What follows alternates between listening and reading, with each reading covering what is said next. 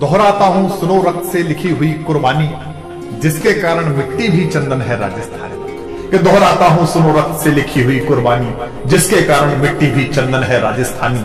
रावण रत्न सिंह को छल से कैद किया खिलजी ने, कालजयी मित्रों से मिलकर दगा किया खिलजी ने। खिलजी का चित्तौड़ दुर्ग में एक संदेशा आया, जिसको सुनकर शक्त शौर्य पर फिर अंधियारा छाया।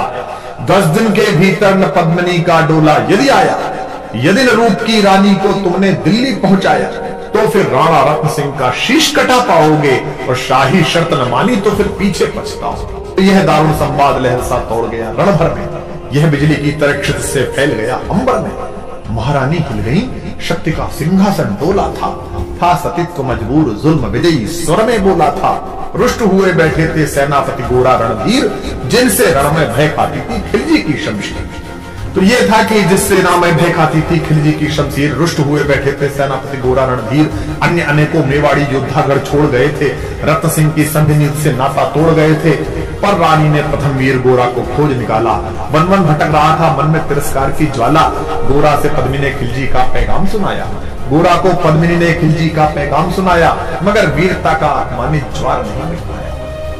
बोला, मैं तो बहुत तुच्छ हूँ, राजनीति क्या जानूं, निर्वासित हूँ राजमुकुट की हटके से पहचानूं। बोली पद्मिनी, समय नहीं है वीर क्रोध करने का, अगर धरा की आन मिट गई घाव नहीं भरने का।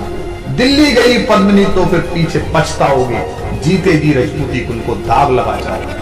राणा ने जो किया कहा वह माफ करो सहयोगी, यह कह गोरा के चरणों पर झुकी पद्मिनी। है ये क्या करती हो, गोरा पीछे हट बोला, और रजपूती गरिमा का फिर धधक उठा था शोला। महारानी हो तुम, सिसोदिया कुल की जगदम्बा हो, प्राण प्रतिष्ठा एक लिंग की ज्योति अग्निगंधा हो। जब तक गोरा के कंधे पर दुर्जय शीश रहेगा, कहते हैं कि जब तक गोरा के कंधे पर दुर्जय शीश रहेगा, महाकाल से भी राणा का मस्तक नहीं कटेगा।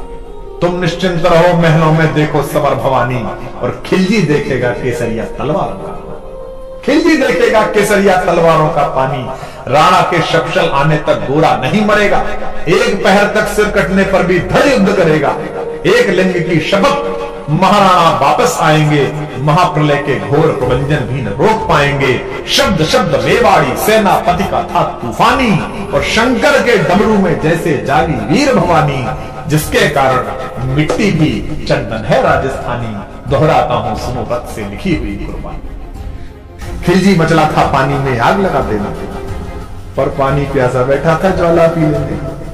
गोरा का आदेश हुआ, सबके 700 बोले, और बांकुरे बादल से गोरा सेनापति बोले, खबर भेज दो, खिलजी पर पद्मिनी स्वयं आती है, अन्य 700 सखियां भी वो संग लिए आती है। स्वयं पद्मिनी ने बादल का कुमकुम तिलक किया था, दिल पर पत्थर रखकर भीगी आंखों से विदा किया था।